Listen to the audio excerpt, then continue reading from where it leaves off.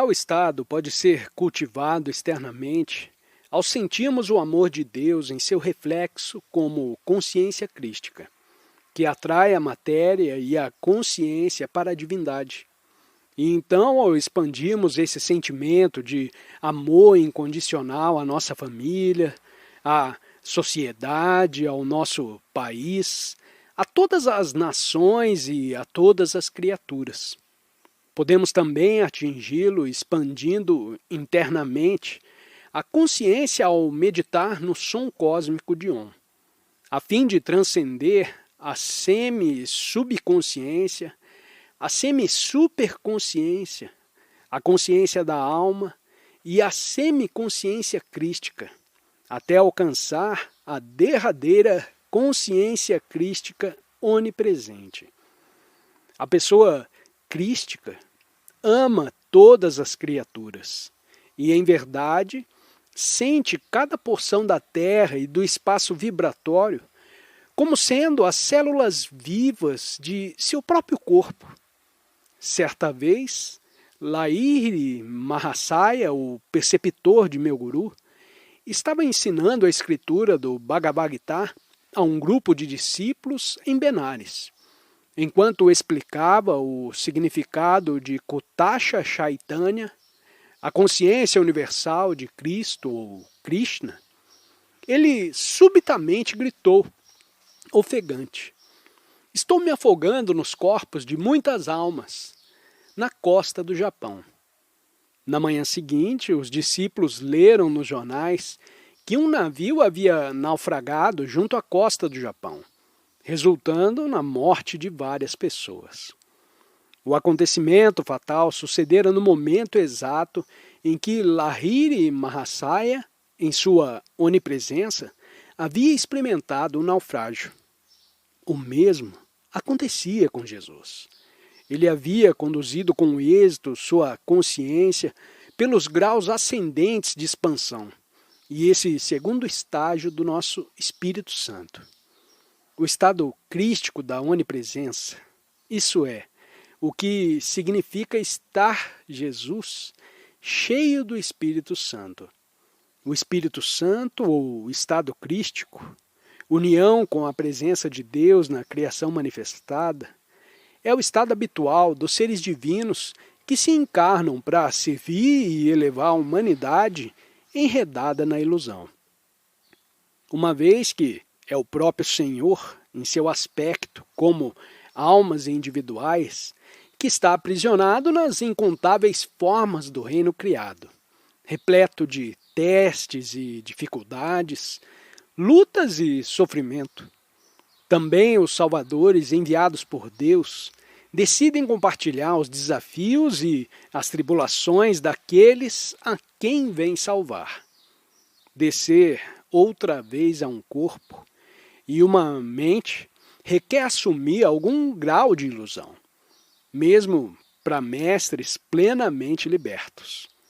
A bem-aventurança da intimidade com Deus Pai transcendem o espírito para além de todas as operações da ilusão.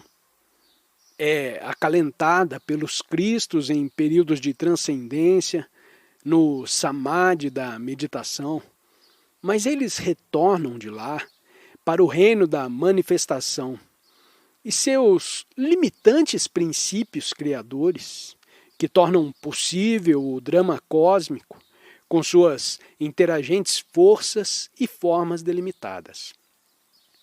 A natureza do mundo em manifestação é tal que um estado duradouro ou constante de emergência no transcendente seria quase infactível, ou mesmo impossível, para alguém cuja obra em prol da humanidade deva ser realizada em meio às pessoas.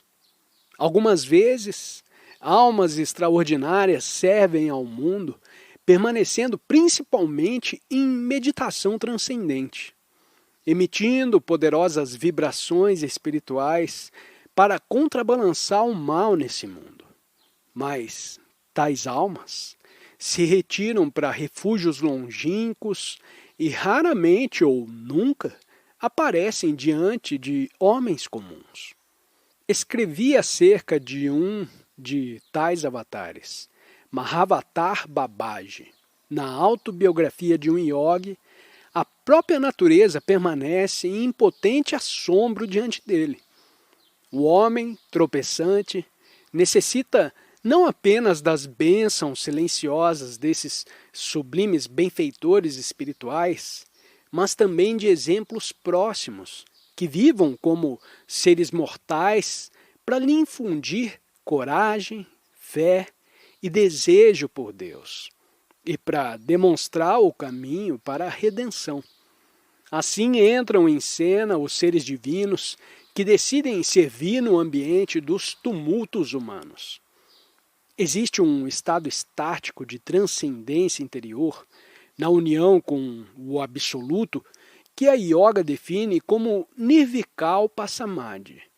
A alma retém a experiência consciente de sua união com Deus transcendente, mesmo enquanto os instrumentos físicos e mentais do corpo estão envolvidos em modos usuais de expressão e em diligentes atividades.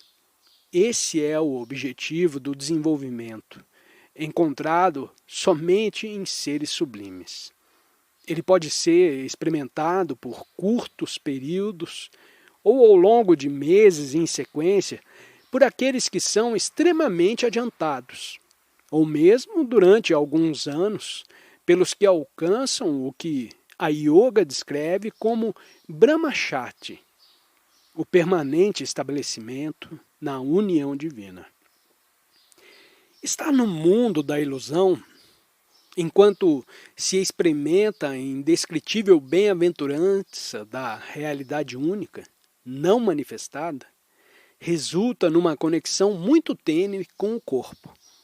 Torna-se, por fim, uma proposição difícil simplesmente reter a coesão atômica da forma material ilusória, de modo a impedir a dissolução da alma individual no espírito.